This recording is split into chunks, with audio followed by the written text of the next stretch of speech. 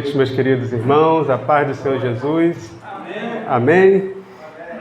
Antes de nós fazermos a leitura, eu quero convidar os irmãos para orar mais uma vez. Amém. Senhor, nós queremos te agradecer. Louvamos o teu nome, ó Pai, por essa rica oportunidade que o Senhor tem nos concedido. Louvamos o teu nome pela tua misericórdia, ó Deus, para conosco, ó Pai amado, em nos congregar na tua presença, Senhor, em nos trazer a tua presença, ó Pai amado, para sermos consolados, para sermos exortados, ó Pai, para sermos edificados pela tua palavra, Senhor. Meu Deus, que nesse momento, ó Pai amado, não haja, Deus, uma apenas transmissão de conhecimento, que nesse momento, ó Pai, não haja uma comunicação de informação, Senhor, mas seja a tua palavra sendo ministrada em nossos corações, ó Pai. Necessitamos de ouvir a tua voz, ó Pai amado. Carecemos de ouvir a tua palavra ministrar em nossos corações. Toma nossas mentes, nossos lábios, ó Pai amado, nosso intelecto, meu Pai, em tuas mãos, Senhor. Ministre em nossos corações, ó Pai amado, toda, meu Deus, toda investida, toda influência do inimigo, ó Pai, contra esse momento, que seja repreendida em nome de Jesus, ó Pai. Há poder no teu sangue, ó Pai, há poder no teu nome, ó Pai. Que a tua palavra possa ecoar em nossos corações, em nome de Jesus. Amém e amém.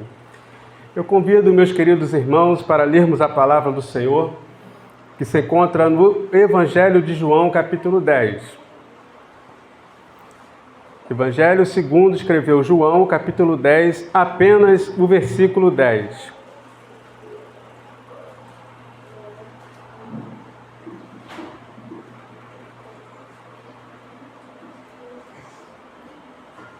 Amém? Todos acharam? Diz assim a palavra do Senhor: o ladrão não vem senão a roubar, a matar e a destruir. Eu vim para que tenham vida e a tenham com abundância. Amém? Irmãos, por favor, tomem vossos assentos. Eu vou reler com os irmãos apenas a parte B deste versículo, que é a sessão que nós vamos meditar nessa noite. E eu vim para que tenham vida e a tenham com abundância. Trazer esse tema hoje de vida abundante, falar sobre a vida abundante que esse texto aqui nos comunica, hoje tem se tornado caro. Hoje tem se tornado um desafio falar da vida abundante proporcionada em Jesus. Um assunto que tempos atrás era tranquilo de falar, era normal falar, mas hoje em dia tem se tornado um grande desafio, pelo menos por dois motivos. O primeiro é que, dada a proliferação de falsos ensinos em torno desse tema, em torno da interpretação desse texto, dada a profusão de ensinos errados, seja na internet, seja nas denominações, sobre o que seria essa vida abundante. Portanto, dado o ensino deturpado em torno desse tema de vida abundante seria carros luxuosos, vida abundante seria casas, vida abundante seria bens, vida abundante seria comer o melhor dessa terra. Quantos já não ouviram isso em alguns sermões? Vida abundante seria você possuir tudo que estiver disponível na terra, possuir tudo que estiver disponível para você. Vida abundante seria uma carreira de sucesso numa multinacional. Vida abundante seria uma saúde impecável, você nunca ficar doente. É esse ensino que nós temos ouvido, é esse conteúdo que nós temos nos deparado. Por isso, falar de vida abundante, sobre o ponto de vista bíblico, sobre o que Jesus de fato está nos comunicando, tem se tornado um desafio. É remar contra a maré. Interessante que um tempo atrás, remar contra a maré era no mundo. A gente tinha que oferecer, a Igreja do Senhor precisava oferecer uma contracultura ao que estava vigente no mundo. tinha que remar contra a maré numa cultura do mundo, uma cultura mundana. Só que hoje a cultura mundana, irmãos, tem adentrado em muitos arraiais, dito evangélicos. Por isso, falar de vida abundante em Cristo, a vida abundante que Cristo oferece hoje, tem sido um desafio, inclusive, para falar no meio evangélico. Porque essas ideias que eu acabei de mencionar aqui têm sido faladas no meio evangélico. O outro desafio que se impõe também para falar de vida abundante é o que nós estamos presenciando com muita tristeza. A morte tem se tornado um imperativo na nossa sociedade. E como falar de vida abundante nesse contexto? Como falar de vida abundante diante de uma catástrofe? Como falar de vida abundante diante da banalização da vida,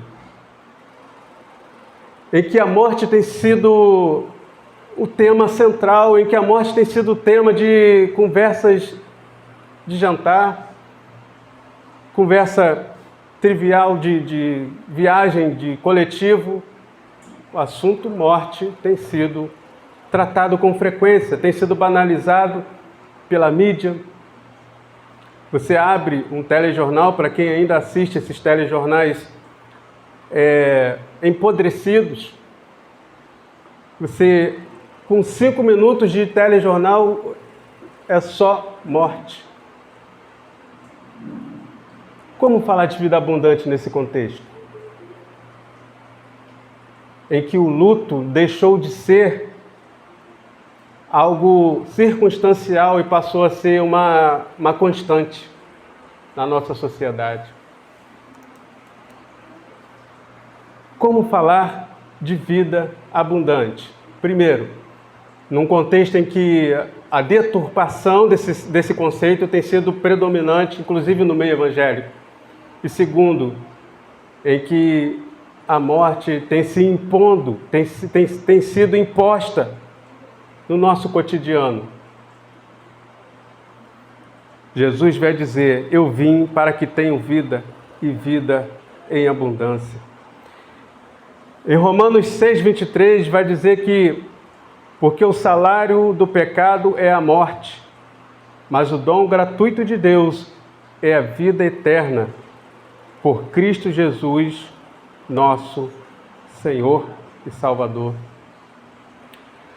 Num mundo que está decaído, num mundo que está morto em seus pecados e delitos, num mundo em que está respirando morte, no mundo em que não compreende o real sentido da vida abundante de Cristo, falar de vida abundante é falar daquilo que Jesus propõe para a humanidade.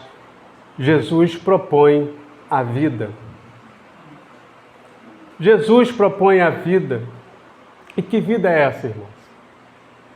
Que vida é essa que o Senhor Jesus propõe? Exatamente essa vida abundante. Aí eu faço essa pergunta agora para nós meditarmos: o que é vida abundante? Se nós fizéssemos aqui agora uma pesquisa, qual seria o conceito de vida abundante que você, que está aqui, e quem estará nos ouvindo, qual seria o conceito de vida abundante que você responderia? O que é vida abundante para você? Qual é a vida abundante que o Senhor disponibilizou, que o Senhor ofertou para a humanidade, que o Senhor dispôs para a humanidade? Em João 14, versículo 6, a gente pode ter essa resposta. João 14, versículo 6 vai dizer: eu sou o caminho, eu sou a verdade, eu sou a vida. Ninguém vem ao Pai a não ser por mim. O que é vida abundante? Ou melhor, Vamos reformular a pergunta: quem é a vida abundante? Jesus. Eu sou o caminho, eu sou a verdade e eu sou a vida. Ninguém vem ao Pai a não ser por mim. Por aí, então, irmãos, a gente já começa a desfazer uma série de mitos em torno dessa questão da vida abundante. Vida abundante não é carro, vida abundante não é casa, vida abundante não é carreira, vida abundante não é conta cheia, vida abundante não é saúde impecável. Vida abundante é Jesus. Você pode ter isso tudo na sua vida e não é pecado tê-las. Mas sem Jesus, você e eu não temos vida abundante. Temos uma vida limitada, temos uma vida apoiada em coisas, temos uma vida apoiada nas nossas experiências, temos uma vida apoiada na humanidade. Portanto, a vida abundante é vida em Cristo. Se não estamos em Cristo, não temos vida abundante. Se não estamos com a nossa vida entregues em Cristo, entregue nas mãos do Senhor, se não estamos imersos, se não estamos batizados em Jesus, não temos vida abundante.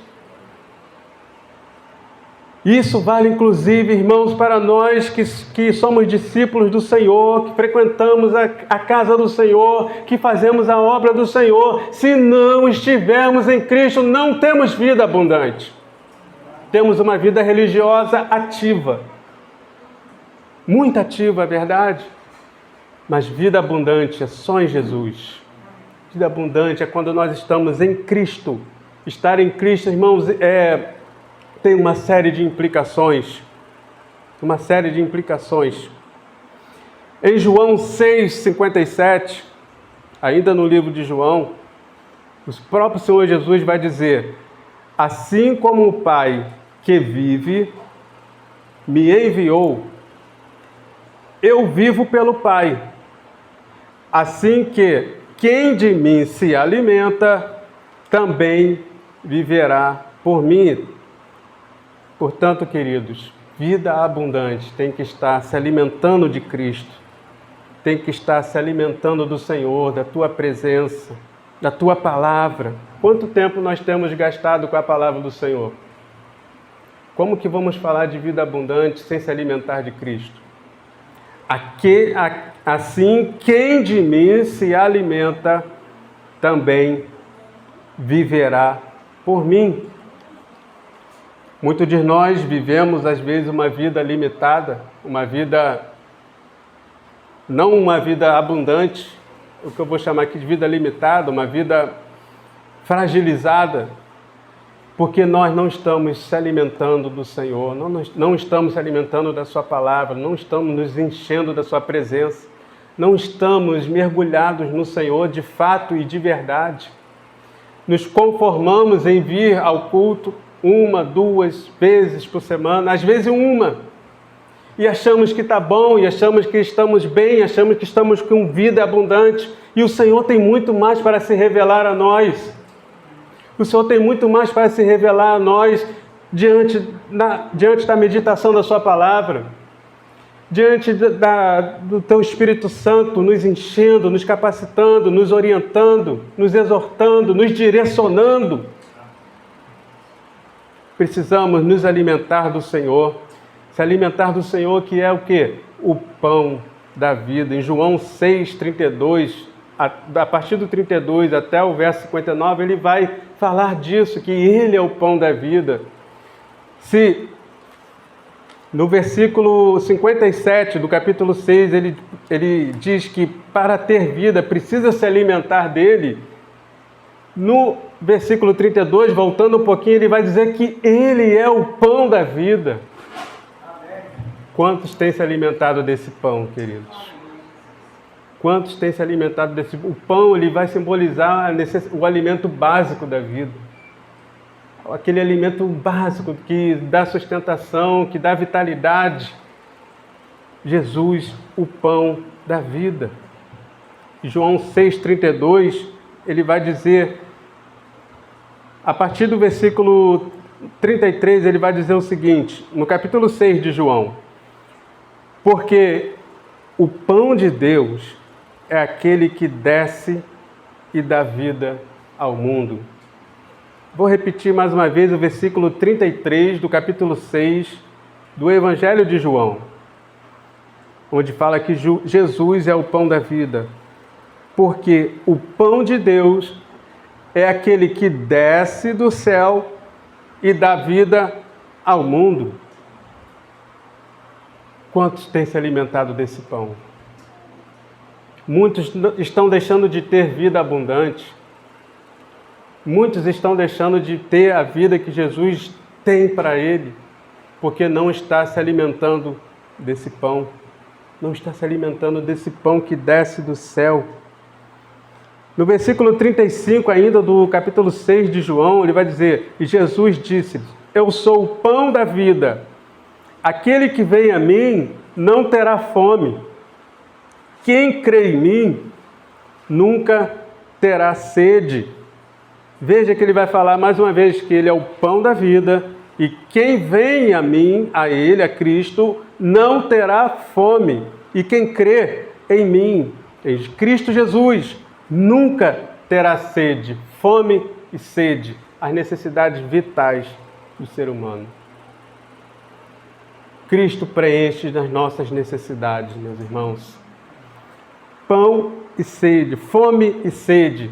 Jesus preenche todas as nossas necessidades. Por isso que ele diz: quem vem a mim nunca mais terá fome, e quem crê não terá mais sede.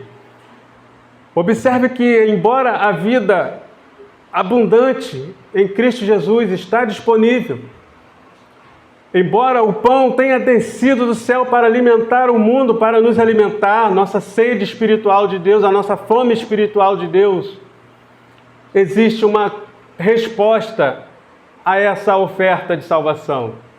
E que resposta é essa? Primeiro, ir a Ele, quem vem a mim.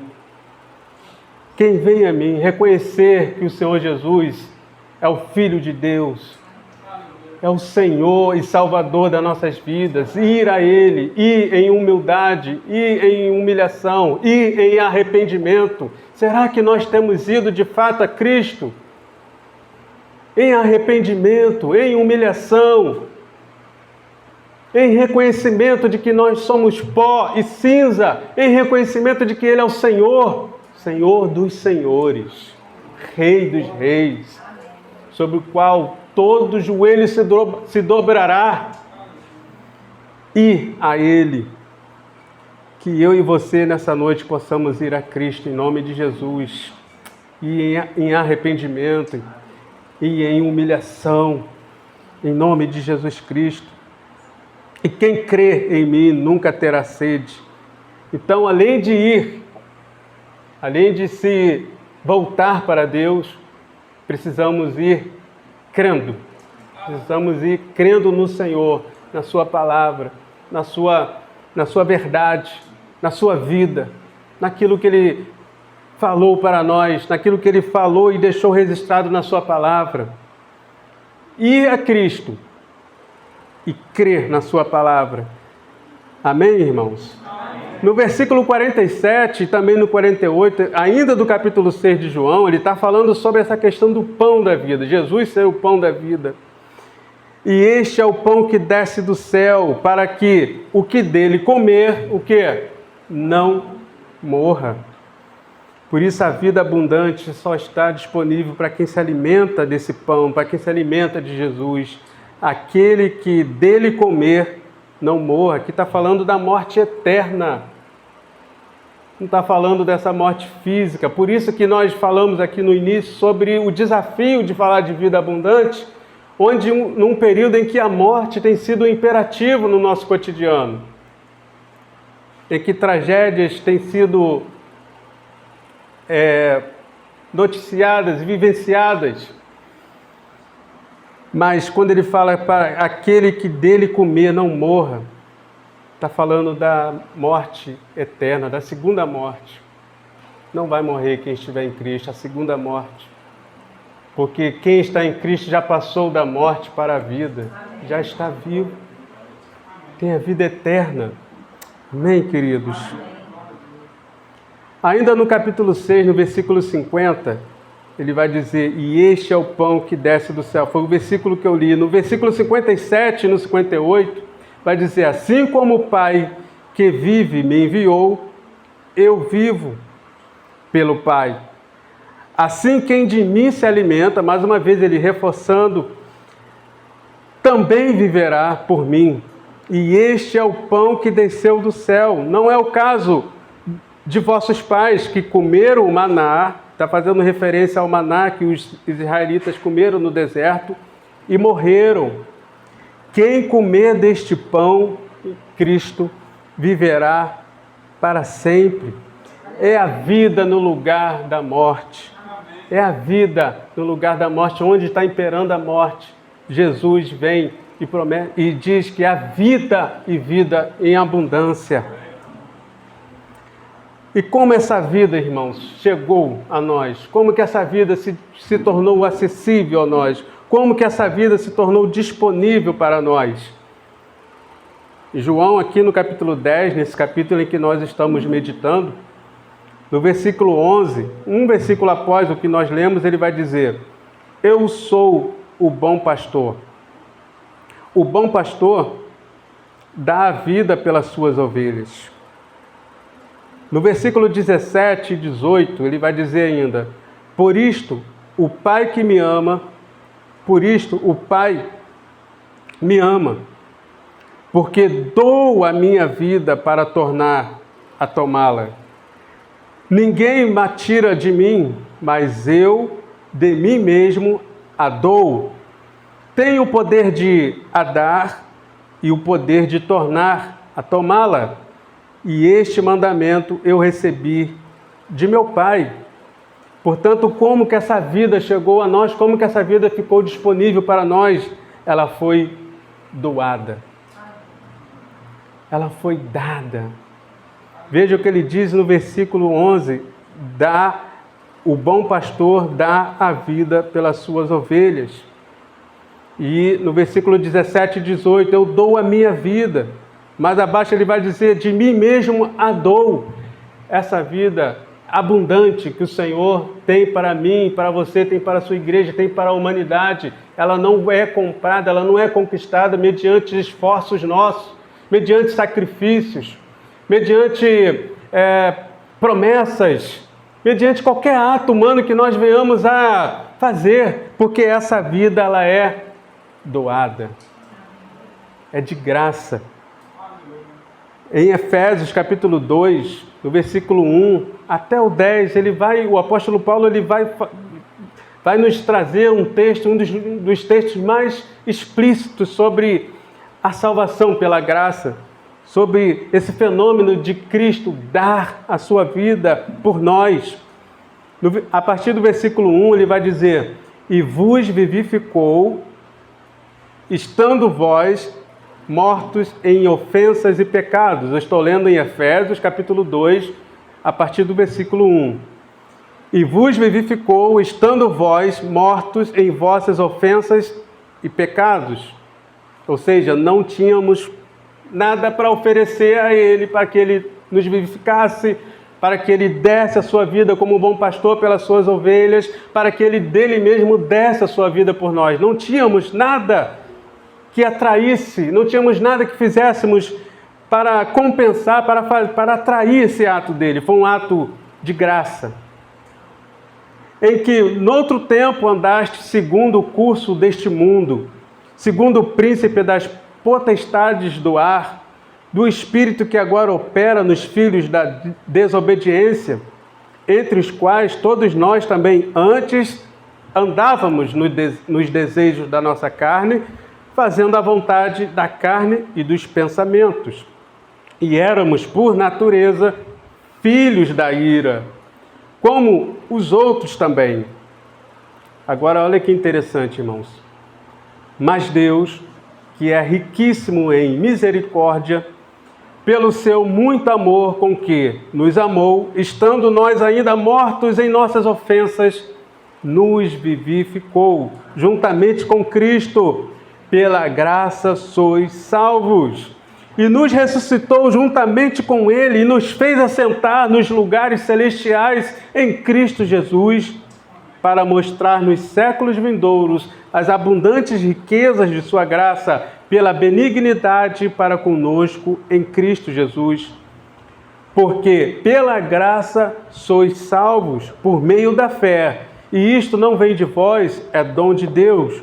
Não vem das obras para que ninguém se glorie, porque somos feituras suas, criados em Cristo Jesus, para as boas obras, as quais Deus preparou para que andássemos nelas. É de graça, meus irmãos. É de graça, é pela graça. É assim que a vida abundante chegou a nós, é assim que a vida abundante se tornou acessível, de graça. Eu e você não fizemos nada, não há nada que podemos fazer para alcançar, para que Jesus ofertasse a sua vida. Foi de graça, foi por amor. O que nós podemos fazer é o que nós falamos um pouquinho antes, responder a esse ato, indo ao Senhor, se arrependendo dos nossos pecados, invocando o seu nome. Todo aquele que invocar o nome do Senhor será salvo. Como ter essa vida abundante? Se ela veio pela graça, se Ele disponibiliza essa vida para nós, ela veio de graça, ela está disponível, ela foi doada. Como ter acesso a essa vida? Como ter acesso à vida abundante? Primeiro, ainda aqui no capítulo 10, no versículo 9, o Senhor vai nos dar essa diretriz, essa direção. Veja o que Ele diz no capítulo 9. E eu sou a porta. Se alguém entrar por mim, salvar-se-á, e entrará e sairá, e achará pastagens. Primeira coisa que nós devemos fazer é entrar pela porta. Responder a esse ato de amor do Senhor Jesus entrando pela porta. Muitos não têm entrado pela porta, muitos ficam observando do lado de fora. Será que vou? Será que está na hora? Será que é o momento? Vou esperar o Senhor tocar no meu coração? Vou esperar chegar a hora? Quantos de nós já não demos essa desculpa quando éramos evangelizados, quando alguém vinha falar de Jesus para nós? Quantos de nós já não demos essa resposta? Ainda não está na hora. Vou esperar o Senhor tocar no meu coração. Vou esperar o tempo de Deus. E a porta estava ali aberta. Portanto, o primeiro passo para nós termos acesso, para nós entrarmos, para nós termos essa vida abundante é entrar pela porta, entregar a vida a Jesus. Entrar pela porta. Entrar pela porta, veja o que ele diz. Eu sou a porta, se alguém entrar por mim, salvar-se-á, e entrará, e sairá, e achará pastagens. Ao entrarmos pela porta, nós teremos a maior bênção de todas as bênçãos. O que de fato significa a vida abundante. Se alguém entrar por mim, salvar-se-á. Encontraremos salvação, meus irmãos.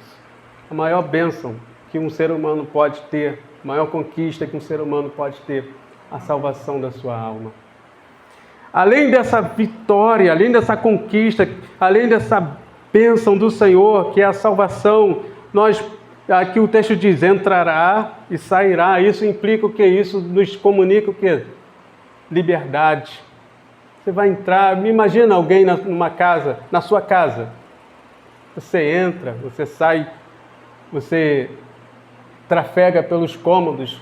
É essa liberdade que ele está falando aqui, que as ovelhas deles, as ovelhas dele têm quando entram pela porta. Quando entram pela porta do aprisco. Elas têm liberdade, entram, saem. Não é entrar e sair do caminho não, tá, irmão? Muita gente pega esse texto aqui e diz que pode entrar e sair e voltar, que depois está salvo. Não, Senhor, está falando da liberdade de você trafegar ali, na presença da liberdade que as ovelhas têm de estar no pasto. O Senhor tem liberdade para nós. Aonde a presença do Senhor está, aí a liberdade. Portanto, você tem liberdade para adorar o nome do Senhor. Eu e você temos liberdade para cultuarmos ao Senhor. Eu e você temos liberdade para nos humilharmos diante do Senhor. Eu e você temos liberdade, irmãos, para professar a nossa fé diante dos perdidos. É essa liberdade que o Senhor está nos falando, que o Senhor está nos comunicando, e achará pastagem, e achará alimento. Ao entrarmos pela porta, ao estarmos em Cristo, nós, além de liberdade, além de salvação, nós teremos alimento para nossas almas. Muitos estão vivendo vazios, com a sua vida ressequida, com fome de Deus, tentando saciar essa fome de várias formas, porque não estão entrando na porta, não estão entrando pela porta. Não está tendo liberdade, não está tendo alimento. Em Cristo Jesus nós temos liberdade, em Cristo Jesus nós temos alimento para nossas almas. Aleluia, louvado seja o nome do Senhor. Agora, interessante, irmãos, é que muita gente está tentando... Tem gente que até aceita a ideia de entrar pela porta. Sim, temos que entrar pela porta, ok. Mas tem gente que está largando a porta. Tem gente que está dando um jeitinho ali, está quebrando, tentando quebrar. Não, essa porta aqui não está legal. Temos que entrar pela porta, sim, mas é pela porta estreita. Veja o que o próprio Senhor Jesus diz em Mateus capítulo 7, nos versículos 13 e 14. Entrai pela porta, o que? Larga, que está escrito? Não. Entrai pela porta estreita, porque larga é a porta e espaçoso o caminho que conduz à perdição. E muitos são os que entram por ela, porque estreita é a porta e apertado é o caminho que leva à vida, e poucos há que a encontrem. Portanto, tem que entrar sim pela porta. Na porta nós encontraremos pastagem, alimento para a nossa alma, liberdade. Mas sim, a porta ainda é estreita. A porta não alargou, não é de qualquer maneira. Não é de qualquer jeito, não é trazendo as nossas bagagens do mundo, com nossos pecadinhos de estimação, não. A porta ainda é estreita. Temos que entrar sem bagagem, deixar tudo lá fora, deixar nossos pecados, se arrepender. Senhor, tem misericórdia da minha vida. Eu quero entrar pela porta estreita. Porque a porta larga, irmãos, está aí. Está aí. Hoje tem locais que se diz igreja para todos os gostos. Todos. É a porta larga. É a porta larga. E muitos há, como o próprio Senhor Jesus está dizendo aqui, muitos têm entrado por essa porta. Mas eu digo para mim, em primeiro lugar, e para todos nós aqui, vamos nos esforçar para continuarmos, permanecermos na porta estreita. Porque é ela que conduz à vida, e é essa vida abundante que o Senhor tem para nós. Além de entrar, queridos, pela porta, nós precisamos entrar e crer no Filho de Deus. Muitos ainda têm entrado, têm entrado pela porta, está ali se esforçando para ficar na porta estreita, tem negado a si mesmo, tem abdicado de muitas coisas da sua natureza, mas ficar no caminho, entrar pela porta estreita e não crer na palavra do Senhor, não crer no Filho de Deus, não vai lhe conferir essa vida abundante. Veja o que o Senhor diz em João, capítulo 3, nos versículos 14 ao 18. E como Moisés levantou a serpente no deserto, assim importa que o Filho do Homem seja levantado, para que todo aquele que nele crê, o quê? Não pereça, mas tenha a vida eterna. Aí o texto áureo. Porque Deus amou o mundo de tal maneira que deu seu Filho unigênito, para que todo aquele que nele crê não pereça, mas tenha a vida eterna. Porque Deus enviou o seu Filho ao mundo, não para que o condenasse, não para que condenasse o mundo, mas para que o mundo fosse salvo por ele. Porque quem crê nele não é condenado, mas quem não crê já está condenado, porquanto não crê no unigênito Filho de Deus. É entrar pela porta e crer no Filho de Deus. Essa é a condição para termos a vida abundante que o Senhor tem disponível para nós. Entrar pela porta implica renúncia. Entrar pela porta implica arrependimento. Entrar pela porta implica deixar o que não agrada ao Senhor de fora. Entrar pela porta estreita implica sacrificar aquilo que você mais gosta, que é satisfazer a sua carne. Entrar pela porta significa renunciar a si mesmo, tomar a sua cruz.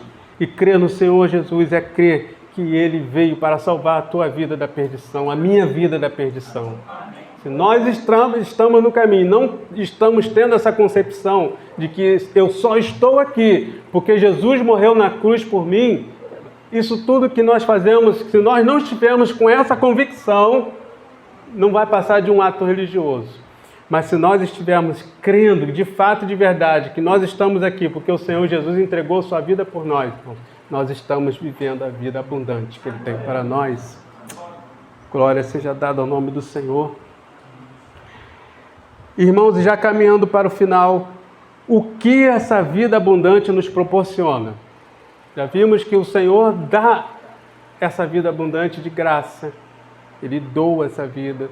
Já vimos como acessar essa vida entrando pela porta estreita, se renunciando a si mesmo, negando a si mesmo, pegando a sua cruz, se arrependendo dos nossos pecados, crendo no Senhor Jesus. Agora, o que essa vida abundante vai proporcionar para nós, além de vida, além de liberdade, conforme nós vimos, de alimento para nossas almas? Veja o que o apóstolo Paulo, escrevendo ao seu discípulo e o jovem pastor Timóteo, no capítulo 1, no versículo 10, veja o que ele falou, inspirado pelo Espírito Santo. E que é manifesta, 2 Timóteo, capítulo 1, versículo 10, e que é manifesta agora pela aparição de quem? De nosso Senhor e Salvador Jesus Cristo. De nosso Salvador Jesus Cristo, o qual aboliu a morte e trouxe à luz a vida e a incorrupção pelo Evangelho. O que essa vida abundante nos proporciona, irmãos? Triunfo sobre a morte. O nosso Senhor Jesus Cristo aboliu a morte e trouxe o que? À luz, o que? A vida. Essa vida abundante do Senhor Jesus aboliu a morte. Que morte? De que morte nós estamos falando? Da morte eterna, irmãos. Da condenação eterna em Cristo Jesus. Nós temos essa vida abundante que aboliu essa morte da nossa experiência, da nossa existência. Em João, capítulo 11, nos versículos 25 e 26, o próprio Senhor Jesus vai dizer: e disse-lhe Jesus, eu sou a ressurreição e a vida. A ressurreição fala de quê? Vitória sobre a morte. Quem crê em mim, ainda que esteja morto, viverá.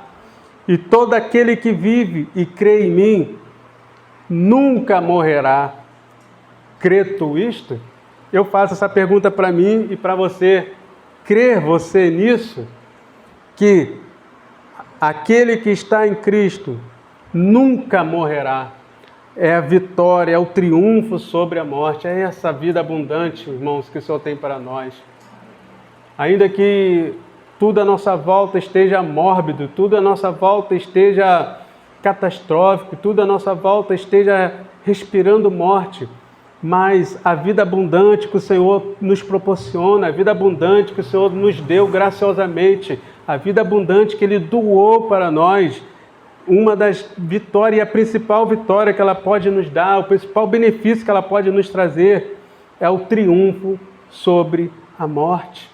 Ainda que esse corpo aqui desfaleça, ainda que esse corpo aqui esteja deteriorado, esteja enfraquecido, mas em Cristo Jesus nós temos a vida abundante que triunfa sobre a morte, a vida abundante que aboliu a morte e trouxe à luz a vida.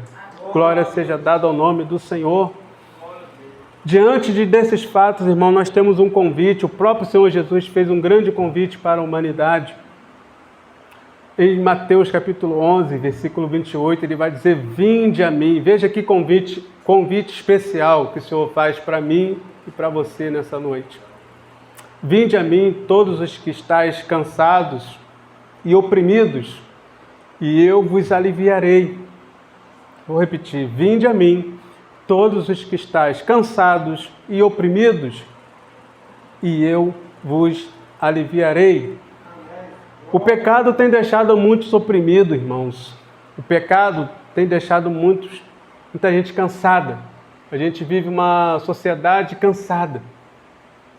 Mas não é um cansaço físico a que eu me refiro, é um cansaço gerado pelo pecado. E esse pecado, esse jugo do pecado, ele é tão pesado, irmãos. Tão pesado, muito pesado. A pessoa vai carregando esse peso ano após ano, que pode inclusive a levar à morte espiritual.